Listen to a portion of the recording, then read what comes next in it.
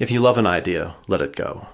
I'm thinking about Benjamin Franklin and how he didn't patent any of his inventions because he thought the world was better served if his inventions could be used without having to tithe to him, without having to give him credit.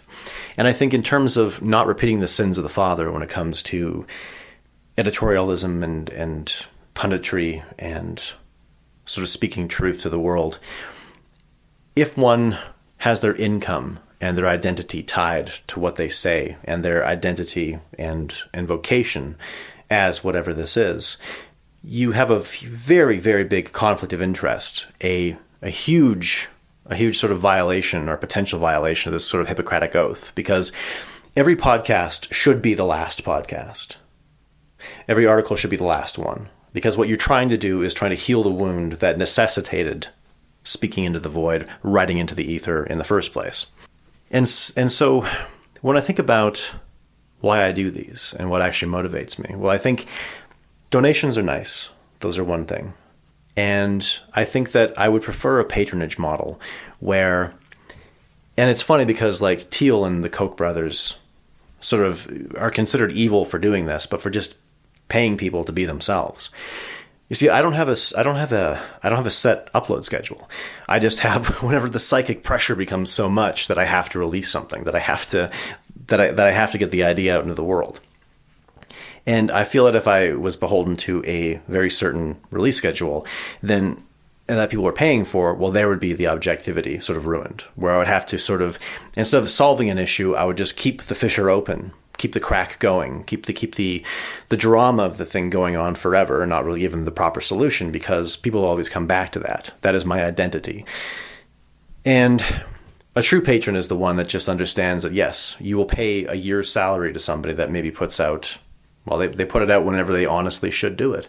Because to love an idea, we think about love as an involuntary response to virtue. Well, where is the virtue in ideas? And the virtue in ideas is that they're so much bigger than yourself. They're meant to heal the world. They're meant to be so much far beyond you that they can't be attached to your ego. They can't be attached to your income. They can't be attached to what happens to you. Because there's this idea of outcome independence, which is essentially just doing the right thing no matter what it does for you. And that is lonely and frustrating and feels like hell itself sometimes, when you know if you could just use the gift of gab to be deceptive, you can get a lot of very good outcomes. If you just cooperate with systems, you'll get everything that you want, or everything that you seem to want. And I suppose outcome independence is aiming for the highest good, for the highest truth. And that truth seemingly is superordinate and superior to your own life and your own desires. Speaking of which, an acquaintance of an acquaintance actually had an incel podcast. And at some point, they got donated like thousands of dollars from a single person. Now, in terms of having an incel podcast, I think I'd be very good at it, but she'll promise you more than the Garden of Eden, and she'll carelessly cut you and laugh while you're bleeding. So I made that bargain. I signed up for that a long time ago, and I'll never go back on it. So, and I think too that, I think that those guys are kind of in hell itself, because it's just, if you want a thought experiment, just think of the world without women.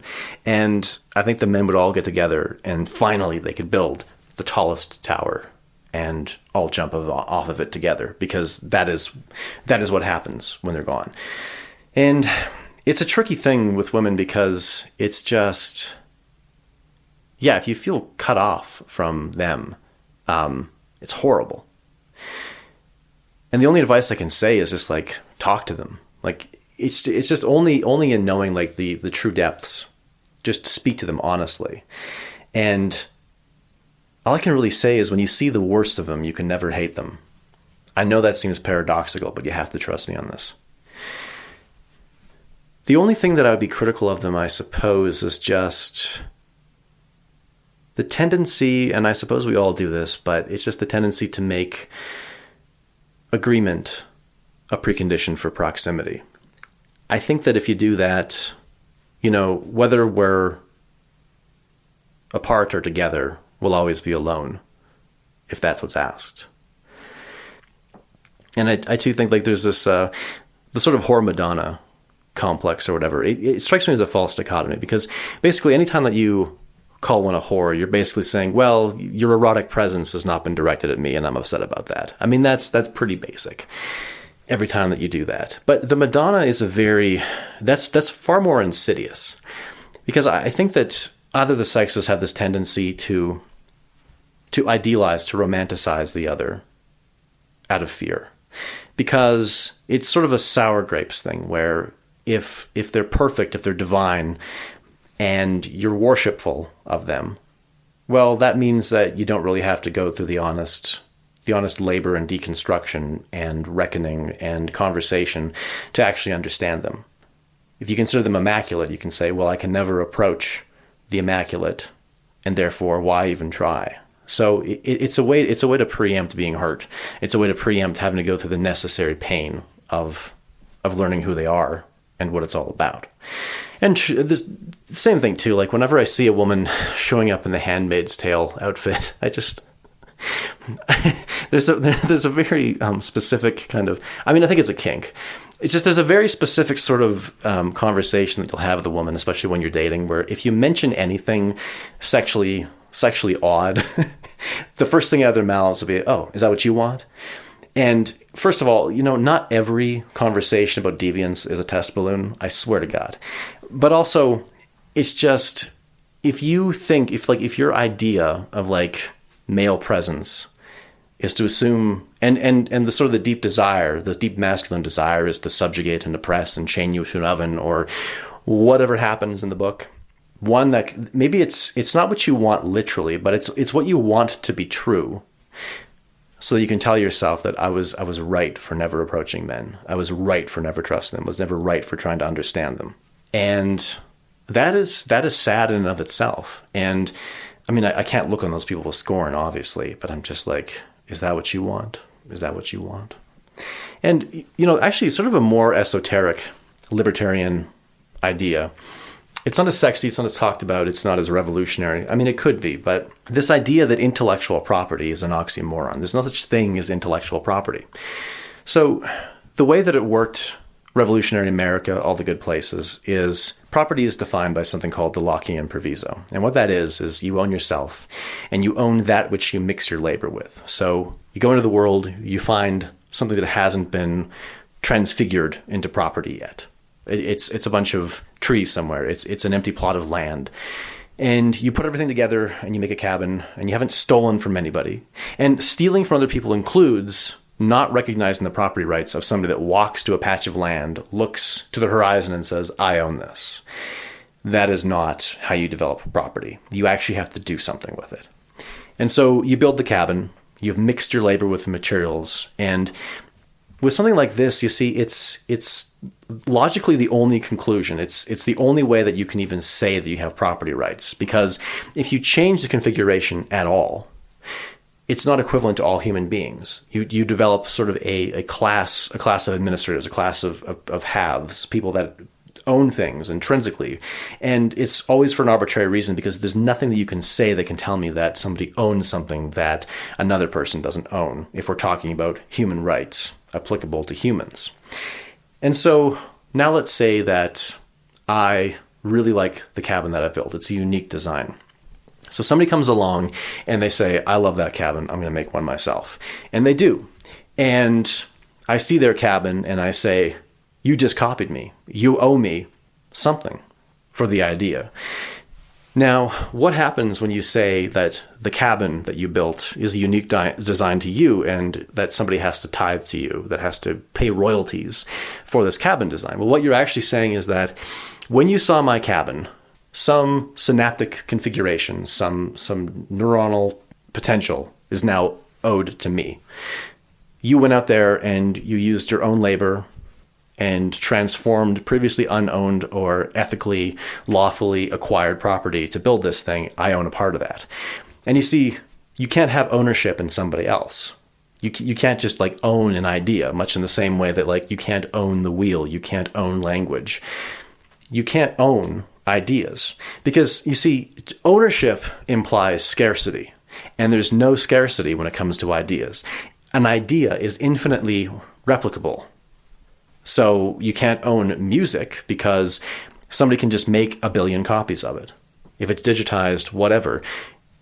If there's no scarcity, there's no reason for it to be property in the first place, because property only deals with scarce things. If it's infinite, now we can say things like air is not owned because it's pseudo-infinite, at least in our context. Obviously, air is not infinite on the moon or on Mars or whatever, but you understand my point here, is that like there's things that, or seawater, for instance, there's not really a lot of property applied to seawater. Now the fish, different story, but this is what I'm saying. It's just like there's no reason to have property for scarcity without scarcity. And so when somebody is trying to claim scarcity and therefore property and therefore ownership of an infinite resource, that's somebody trying to get something for nothing. Now, the argument against, and so this obviously precludes patents, copyrights, everything you can think of under the sun that is subject to so-called intellectual property. So the Steelman case would be, okay, so let's take pharmaceutical drugs. It takes $100 million to develop a cure.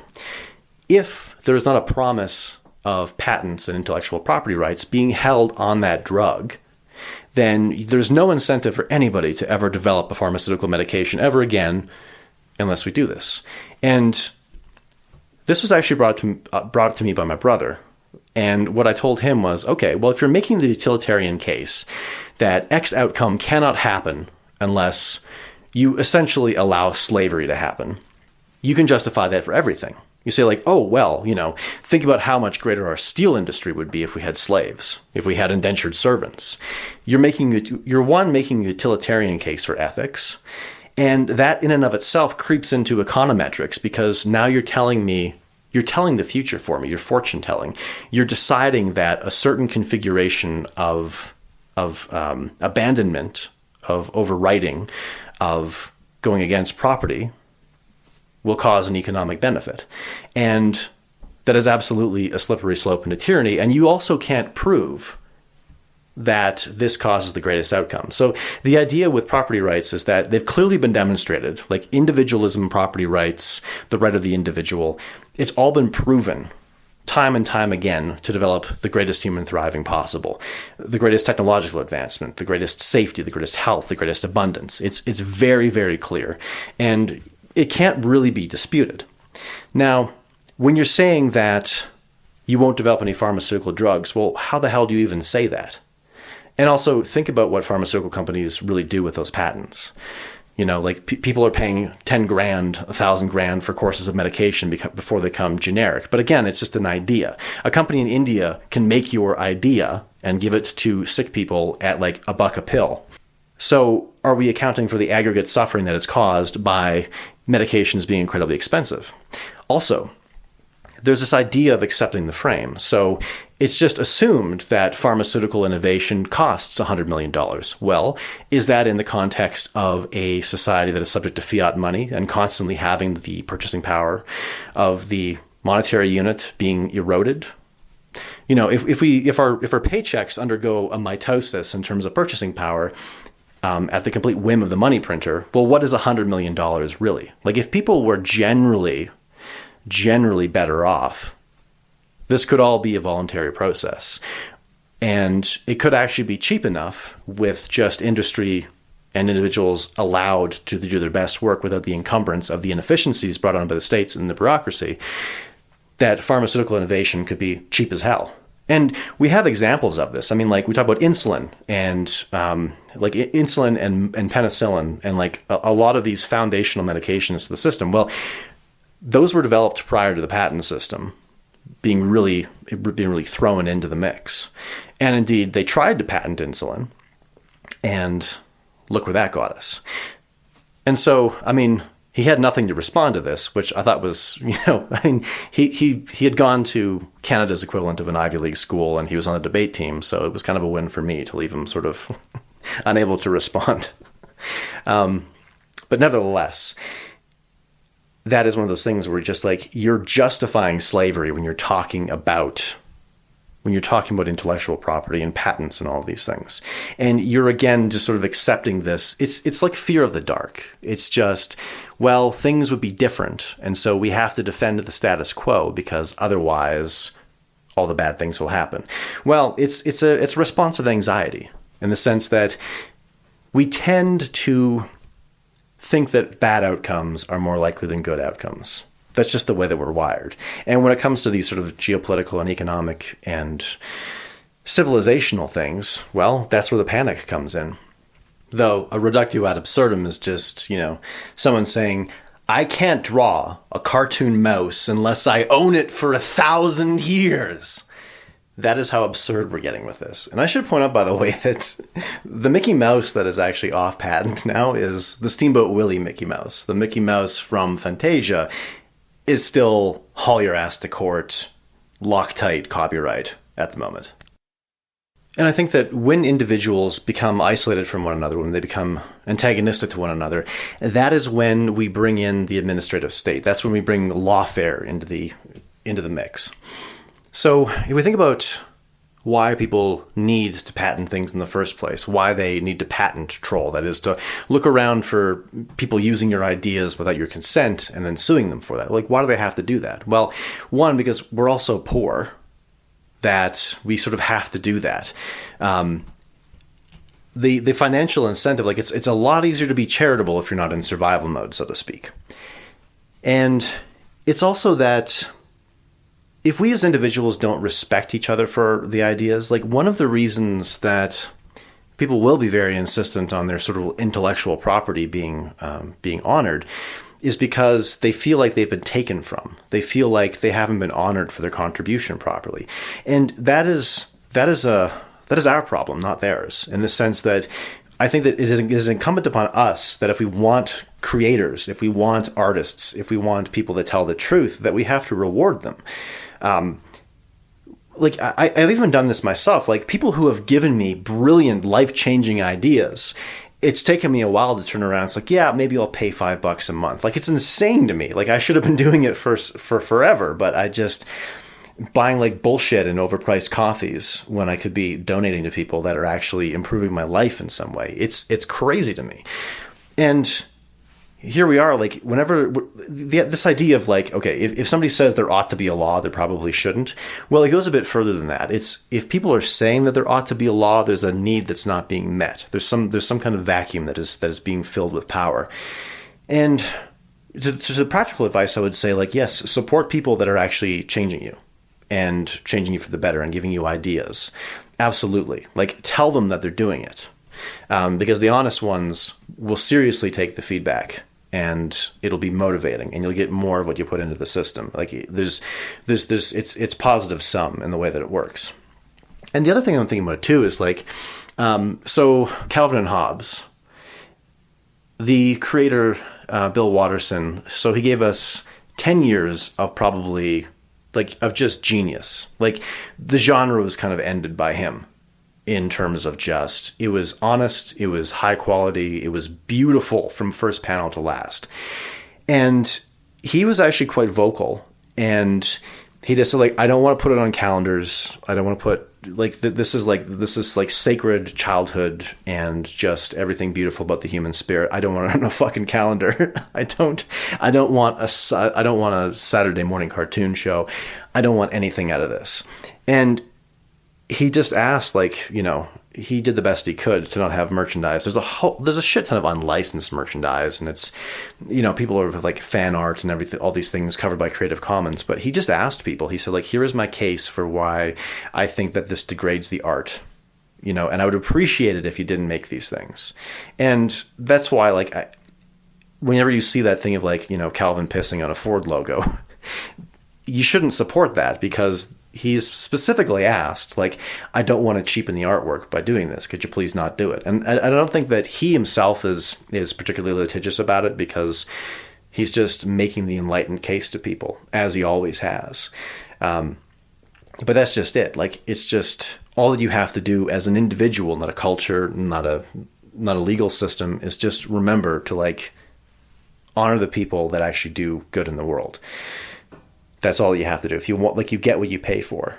And so I donate to people. I'd appreciate donations to me if you find what I say truthful. But that's precisely it. It's just, you can only sort of be the Ben Franklin if you have the safety to do so. If you get some kind of like, divine recognition, and you're far more likely to put out good work and to not be incentivized to put out bad work. This is definitely a team effort.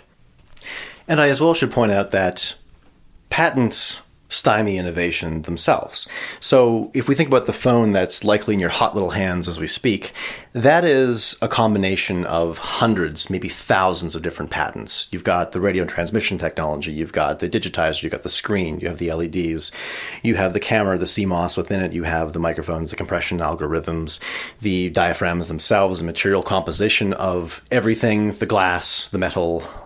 It's endless. The connector type, the volume buttons, the control schema, even like the software itself and the menu systems and all that kind of thing. Like, it's just every single bit of technology that gets released is subject to all of these bureaucracies and rent seeking on behalf of people that are holding patents.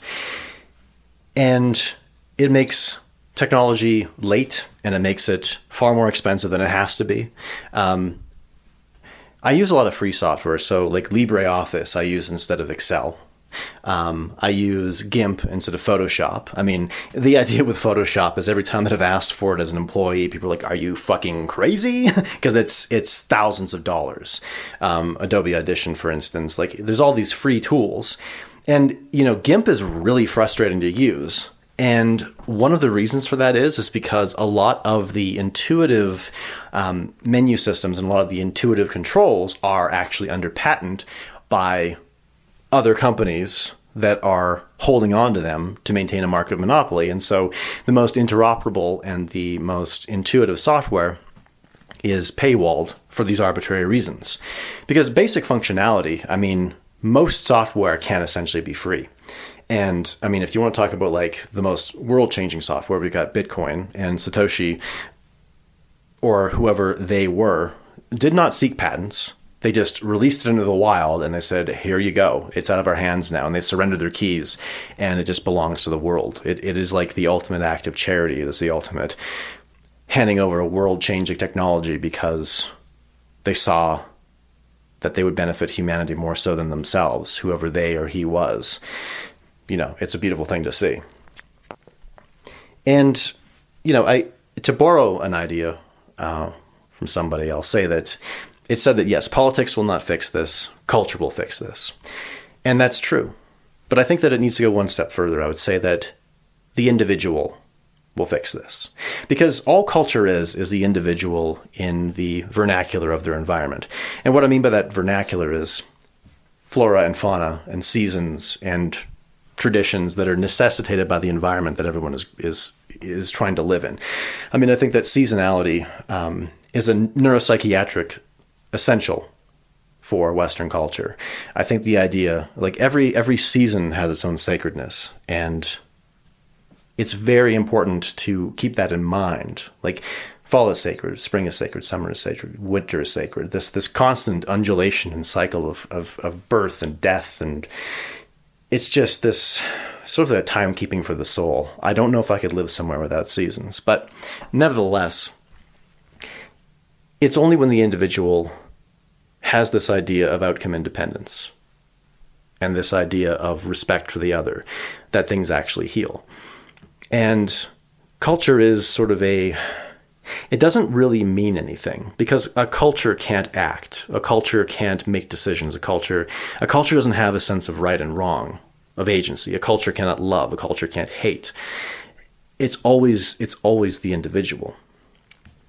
And so when I think what actually fixes the individual, I'd say that it always has to be in conversation. And I would just say that the terms of the conversation have to be the truest they can be. Like, one of the risks that happens in, I guess, environments like this with, what I'm doing, what I'm saying, and even for myself, it's a big risk. It's just confusing awareness with mastery. In the sense that if you're aware of what can go wrong in political systems and relationships within the self, that precludes you from having to do the work to actually really have to watch yourself, so to speak. It's just like, I know it, so therefore I will not do it. And I mean, that is probably one of the most dangerous things when it comes to ideas and those fluent in ideas. Because, fluency is its own kind of isolation. Because the smarter you are, the harder it is to find somebody that can call you on your bullshit consistently and do so lovingly. And so there's a tremendous risk. Like, the intelligent need each other. They definitely do. There's no getting around that. So when we talk about the conversation, that is absolutely important between the competent, but it's also to have ego leave the room, to have ownership of ideas and thoughts. Take the ideas, reformulate the ideas, give them back to me. And I would say, again, it's just in terms of what actually motivates me to do these things. Yes, the money would be great in terms of the patron model, but I think that genuinely I'm more motivated by when somebody tells me that I've put words to something that they haven't necessarily, things that they've only ever thought of, or just had an inkling of, something that they just sort of felt, and I put words to it, that I've improved some part of their life, that I've sort of closed the gap of time on these things, tied things together. And finally, I would like to give a shout out to my number one fan and greatest ally for encouraging me to put these out. And, I realized today that she's never objected to the length or the tone or anything about these. If anything, it's always just been a matter of the promotion, telling me to get on more platforms and let me build you a website, let me build you a website, let me build you a website. She does it for a living, so I got to give her that. But I really appreciate it. I think everybody needs a Tabitha King to pull their manuscripts out of the trash. So thank you. And to end this on a hopeful note, I'll just say that every nightmare and every dream begins when your head hits the pillow, but I promise you'll wake up.